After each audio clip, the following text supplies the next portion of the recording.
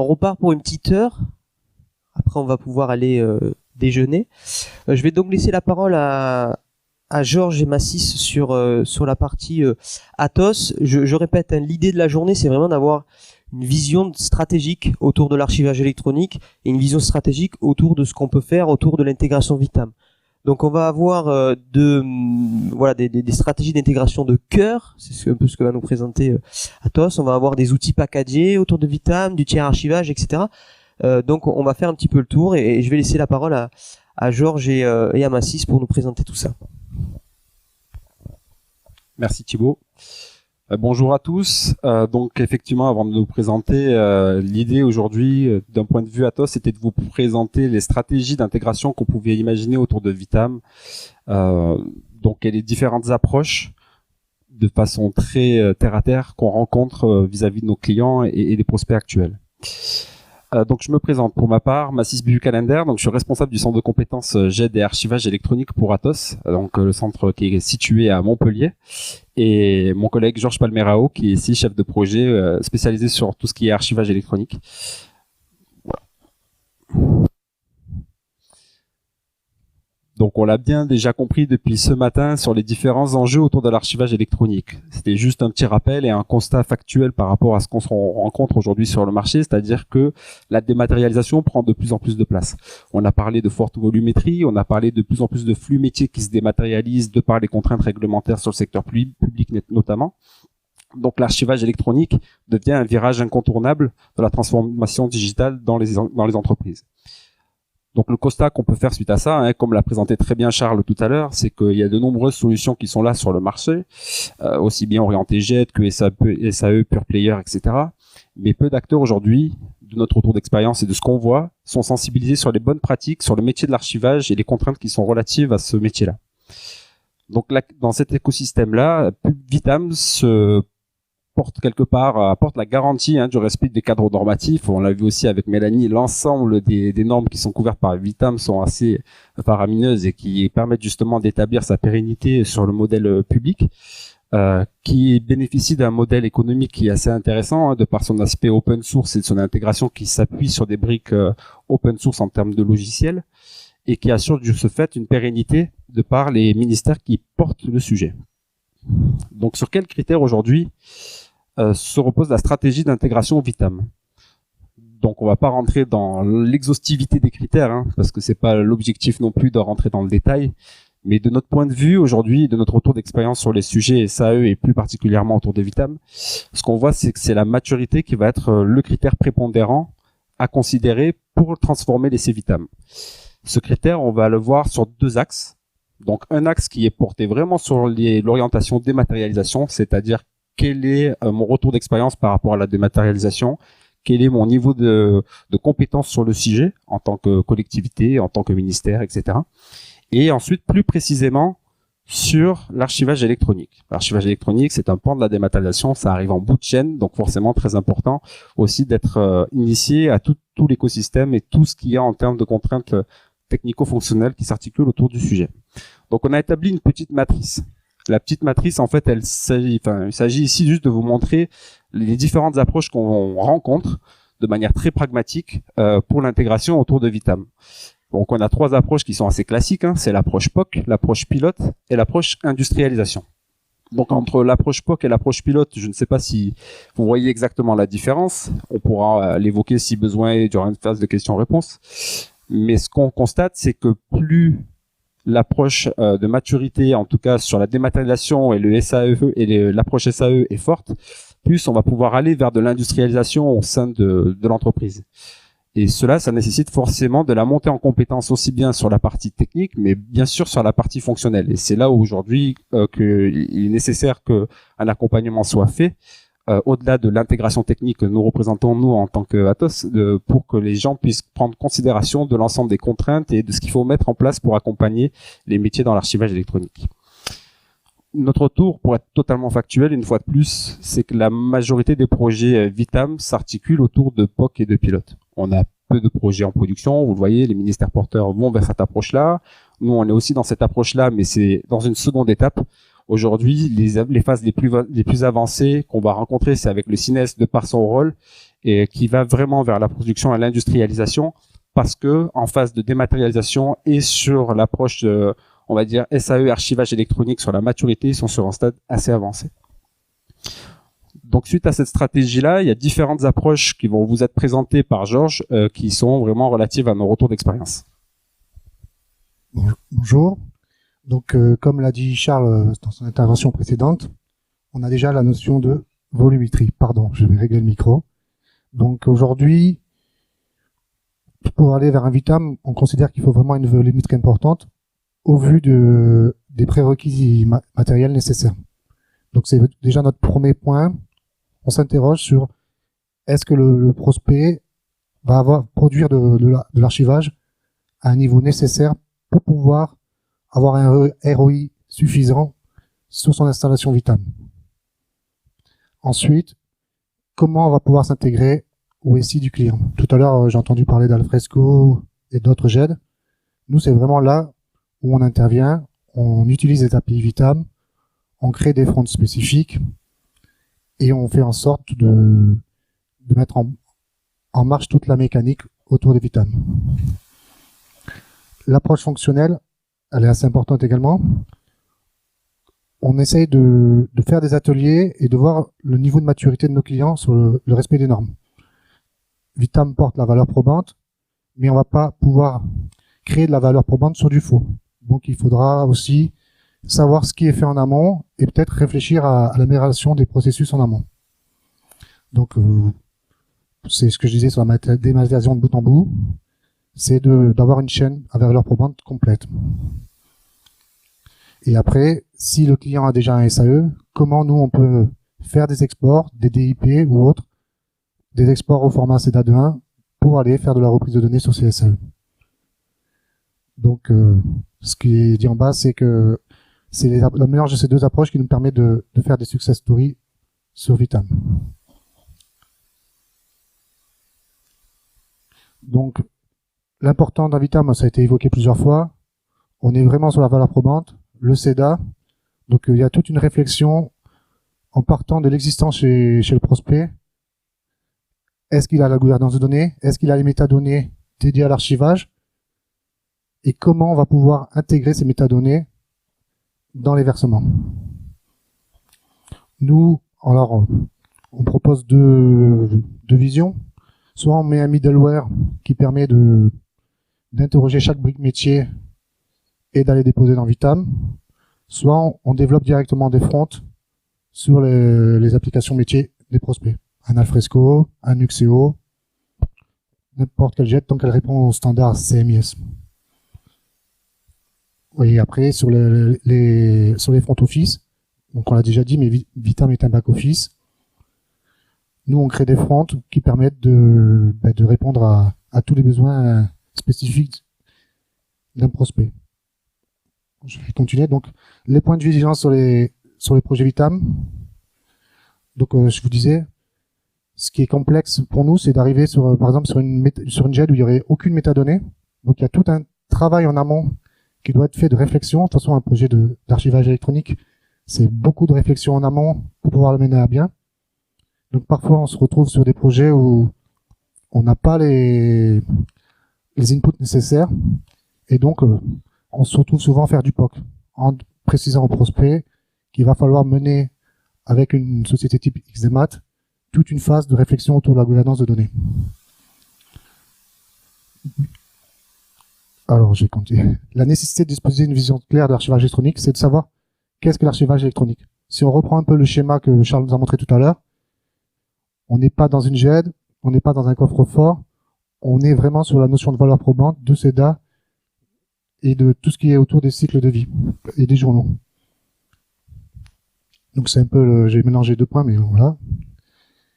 Ce qui est aussi important sur VITAM, c'est d'avoir la notion de combien de volume de documents, on parle de penta, de milliers de terras, vous allez archiver.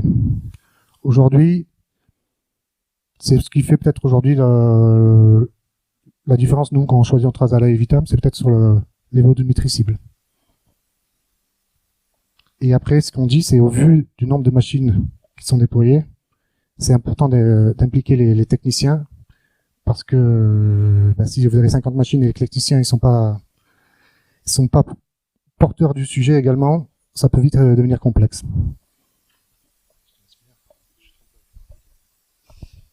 Donc effectivement, ce qui a été évoqué par Georges sur ces aspects-là, c'est vraiment une vision très terre à terre, hein. C'est-à-dire c'est notre retour d'expérience à l'instant T sur Vitam avec les différents projets qu'on mène de part et d'autre. On va voir sur le slide suivant quelques logos par rapport aux clients qui ont accepté de pouvoir publier cela.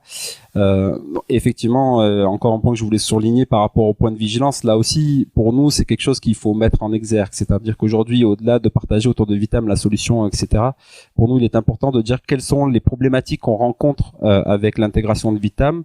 Et aujourd'hui, ce qu'on constate le plus souvent, c'est le manque de maturité. C'est pour ça qu'on en fait un critère prépondérant. C'était aujourd'hui le manque de maturité autour de l'archivage électronique, le placement de la solution sur une chaîne de démat, ne pas confondre coffre-fort, comme l'a évoqué Georges, ou une GED avec l'archivage électronique. On voit qu'il y a toute une question, un cheminement à apporter, de l'accompagnement à réaliser pour comprendre comment la chaîne de dématérialisation se déploie dans une entreprise pour arriver in fine à l'archivage électronique et ce dont elle a besoin en amont pour que l'archivage soit avec de la valeur métier, hein, non pas qu'elle apporte que l'aspect normatif, la partie sécurisation, etc., mais qu'elle soit aussi pertinente en termes d'archivistique. C'est-à-dire qu'on ait les métadonnées qui soient compliant avec les métadonnées qu'on a en jet pour pouvoir faire ensuite des recherches qui soient pertinentes pour les services versants ou les archivistes qui vont vouloir récupérer, faire des demandes de communication ou autre élimination, qu'on puisse les rechercher de manière très très facile.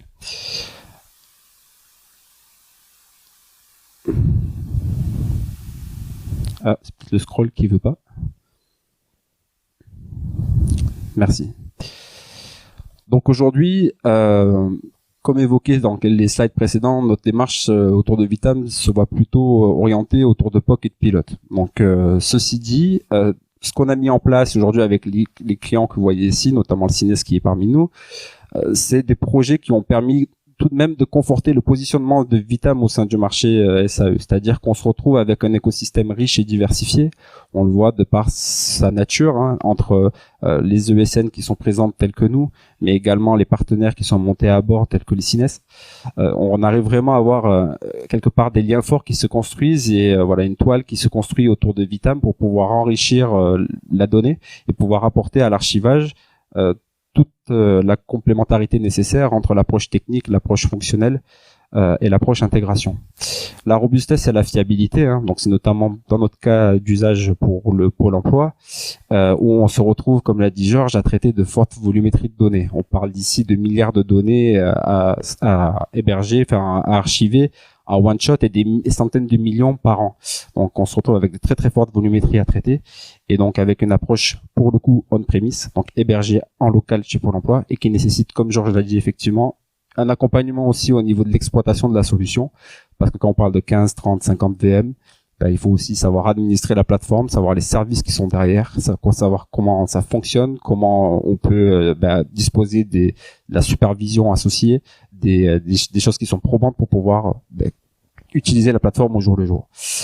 Et tout le reste, on l'a déjà évoqué aujourd'hui, hein, l'aspect open source et open standard est quelque chose de très très important autour de Vitam et pour nous aussi, parce que c'est quelque chose qui va vraiment dans le sens de notre approche, nous par exemple autour de la dématérialisation et notre positionnement en tant qu'Atos, où on se base sur des solutions qui sont proches de l'open standard, donc on se retrouve avec des outils et des technologies qui sont vraiment bien déployées sur le marché, hein, quand on parle de Elasticsearch, etc., pour rentrer dans les termes un peu plus techniques et de software. Donc on rentre sur vraiment des approches qui sont vraiment standardisées, full API REST, donc c'est des choses qui sont très compliant avec le monde du libre et de l'open standard aujourd'hui sur le marché, et ça nous va bien parce que ça permet de, comme l'a dit Thibaut tout à l'heure, de créer des aspects plus génériques autour de Vitam avec des connecteurs basés sur par exemple le CMIS qui est un protocole d'échange standard pour les jets.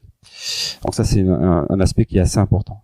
Le respect des normes, on l'a évoqué, hein, je ne vais pas revenir sur le sujet. Et le sujet qui est aussi important, c'est une solution back-end pour un front-end maximisant l'expérience utilisateur. Pour nous, c'est quelque chose qui est assez valorisant aussi pour nos prospects et nos clients, parce que l'ensemble de nos clients veulent pas accéder aux archives de la même manière. On va avoir des approches très archivistiques où on va avoir du coup du détail et de la granularité à apporter dans les interfaces qu'on va mettre à disposition des utilisateurs finaux, et on va avoir pour d'autres clients juste une approche de pouvoir rechercher très facilement en fait les archives et pas forcément une nécessité de rentrer dans le détail de ce qui va être l'archive. Donc du coup on va avoir cette granularité qui va être un peu sur mesure, qu'on va pouvoir construire avec des interfaces, comme l'a dit Georges, soit intégrées dans une GED, soit un middleware qui va porter également l'IHM, soit directement dans les applications métiers.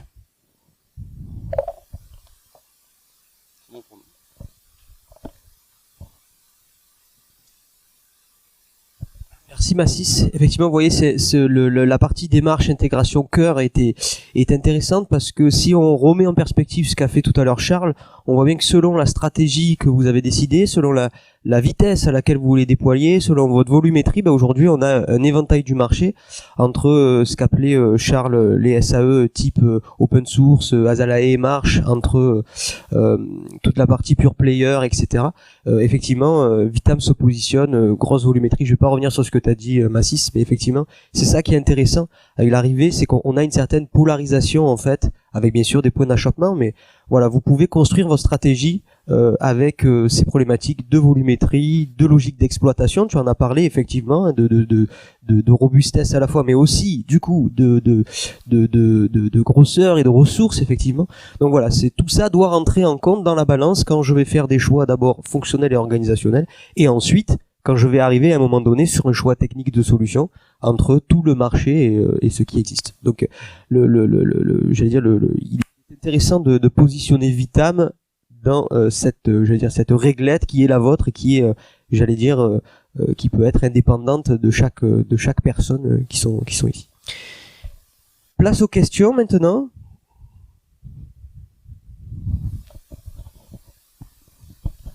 En fait, c'était juste une précision, parce que j'ai peut-être pas été assez précise dans la présentation du départ.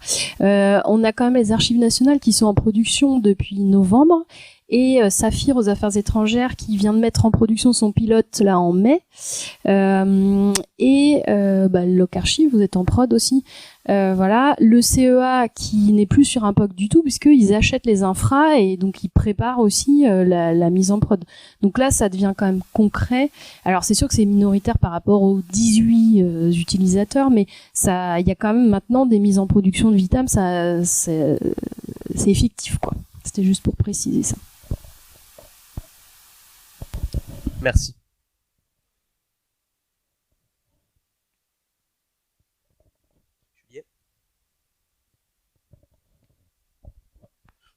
Donc en fait c'était une question du coup, même si c'est une journée sur Vitam, par rapport à Azalae, c'est-à-dire qu'on a bien compris que Vitam c'est pour des gros volumes, mais l'effet ciseau il se situe où entre finalement Azalae et Vitam, c'est-à-dire qu'à partir de quel moment le Azalae suivrait plus et il faut passer sur du Vitam. Alors, Frédéric tout à l'heure fera une intervention autour d'Azalae justement, à savoir que je vais repasser la parole effectivement aussi. Il y a aussi une logique, je sais pas s'il y a une limite. Azalae peut avoir aussi des gros volumes, attention. C'est plus Vitam a été construit initialement pour ça. En fait, c'est plutôt ça la question. Du coup, je laisse.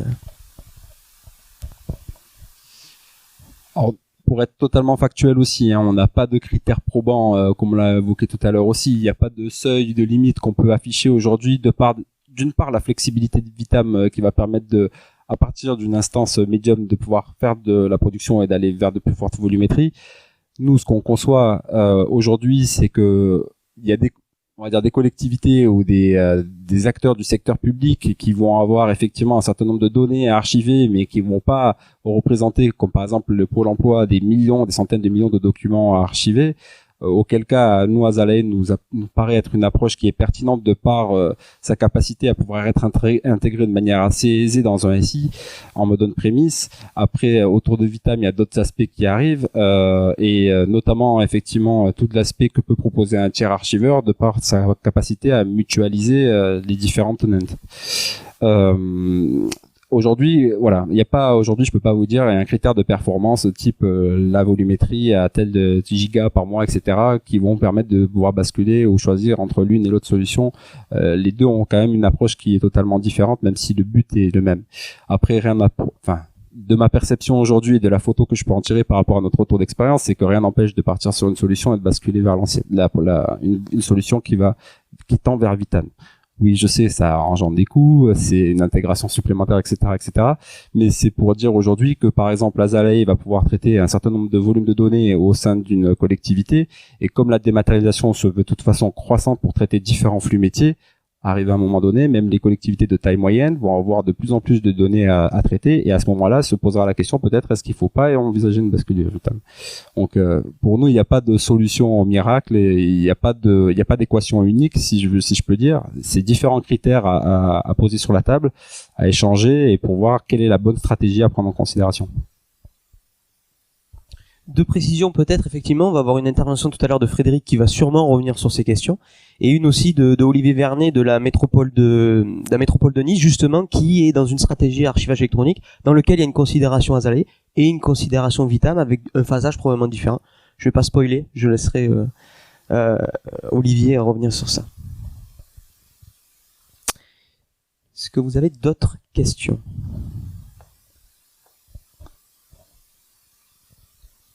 Encore ? Là, je m'adresse à l'intégrateur. Donc, en tant qu'intégrateur, on a bien compris qu'avec Vitam, le point d'entrée, c'est tout de suite, évidemment, d'adresser les gros volumes et une architecture qui se veut en conséquence. Mais en tant qu'intégrateur, vous pensez que cette architecture peut être downsizée, revue en optimisation, ou de toute façon, il y a un point d'entrée qui est immuable? D'une part, comment voyez-vous les choses? Parce que là, on est en train est-ce que au gré peut-être des opérations, est-ce que des projets, est-ce que c'est une architecture qui pourrait être revue?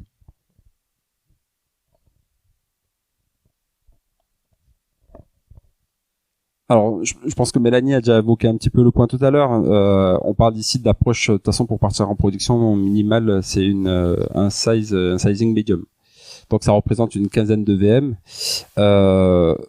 Donc, à minima. Donc, ça, c'est le strict minimum. C'est à partir de ce moment-là que l'approche microservice prend le pas sur Vitam. C'est-à-dire que Vitam offre une plateforme qui est plus petite, la small, mais qui permet pas vraiment d'adresser les enjeux de production. En tout cas, elle n'est pas conseillée de l'utiliser pour les enjeux de production. Et ce, parce que l'approche microservice n'est pas pleinement déployée. C'est-à-dire qu'on peut pas utiliser toute la force de la scalabilité automatique que permet l'approche microservice. Et c'est la Medium qui aujourd'hui permet ça. Mélanie pourra me contredire si je me trompe, mais c'est de par notre retour d'expérience concret sur le sujet, c'est cela qu'on voit. Et donc, le point d'entrée, le ticket d'entrée, c'est 15 VM. Voilà. En Y. x2. Oui, bah oui. D'autres questions? On a encore un peu le temps. Mélanie. Tu peux monter si tu veux. Désolée.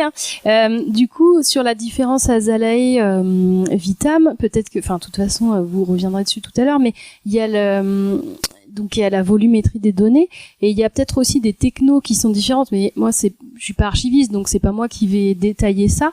Mais en effet, nous, on utilise MongoDB Elasticsearch et donc il faut quand même avoir une compétence minimale, soit chez le prestat qui va venir installer, soit dans la structure pour pouvoir l'administrer derrière, parce que c'est crucial, c'est là-dessus qu'on va conserver les métadonnées et les bases. Donc il y a les histoires de volumétrie, puis je pense que ça va être détaillé toute la journée, mais il y a la capacité à gérer le système, et c'est pour ça aussi que les POC sont intéressants, parce que ça permet de se rendre compte de ça et de faire le meilleur choix entre les outils qui sont à disposition, quoi.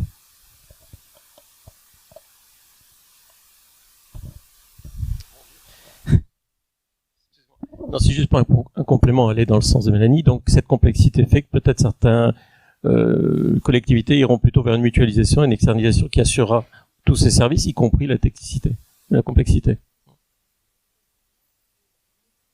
C'est ça. Merci. Oui, pardon, excuse-moi. Et effectivement, pour ajouter un complément par rapport à cette question-là aussi, un deuxième. Alors c'est vrai que les technologies sont différentes, hein, et c'est important de le souligner. Donc sur Azalea, on est plutôt sur des approches PHP avec des bases de données assez standardisées qu'on peut utiliser avec du Postgres, du MySQL, etc.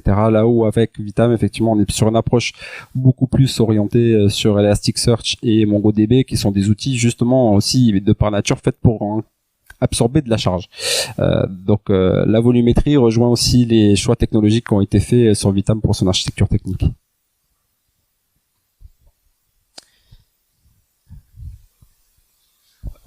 Je peux avoir peut-être une dernière question sur effectivement, mais en relation avec ce qu'a dit Mélanie sur, je dirais la culture des opérateurs d'infrastructure. Je sais pas si vous constatez un peu la même chose que nous, c'est que c'est assez compliqué actuellement d'expliquer à une DSI à l'ancienne qui est en full Windows, très cloisonné comme on peut le voir par exemple dans le secteur bancaire, de dire là faut passer en full DevOps open source Linux où il y a deux mondes, et est-ce que c'est pas un frein ou même un risque, je dirais presque, de vendre une intégration Vitam si on n'a pas une DSI ou un opérateur d'infrastructure suffisamment mature.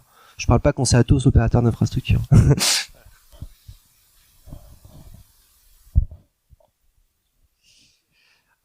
Oui, tout à fait. Je suis complètement en phase. Après, aujourd'hui, on se retrouve quand même de plus en plus avec des clients et des prospects. Alors, encore une fois, je parle en notre nom et de notre retour d'expérience et du large spectre qu'on a en termes de clients. De plus en plus de clients qui portent des offres autour du Unix, et de plus en plus de clients qui veulent aller vers de l'approche DevOps. Et cette approche-là nécessite de l'accompagnement, quoi qu'il en soit.